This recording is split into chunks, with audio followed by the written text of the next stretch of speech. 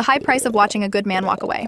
My brother Brandon always had this golden boy energy, while I was just the guy working double shifts at the warehouse trying to keep my head above water. Last Tuesday, my mother called me into her pristine, marble-floored kitchen. She pushed a check across the counter for $10,000. I looked at the amount, then at her. "Ma, what is this?" She didn't even blink. She just smoothed her silk blouse and said, "Brandon is proposing to Claire this weekend. She's from a very particular family, Leo. We need the night to be seamless." I felt a knot form in my stomach. And, you're not coming," she said, her voice like ice. "You're loud, you smell like grease, and your presence would just complicate the image we've built for him. Take the money, go take a vacation, just stay away until Monday." $10,000. That's a year of rent. That's my car finally getting a new transmission. I looked at that check. Then I thought about Brandon. He's the only one in that house who ever treated me like a human being. When I lost my job last year, he was the one who brought me groceries in the middle of the night so I wouldn't have to ask for help. I didn't touch the check. Saturday night rolled around. I showered until my skin was raw, put on my only suit, and drove to the restaurant. I sat in my beat-up Honda in the parking lot, watching the valets park Ferraris and Teslas.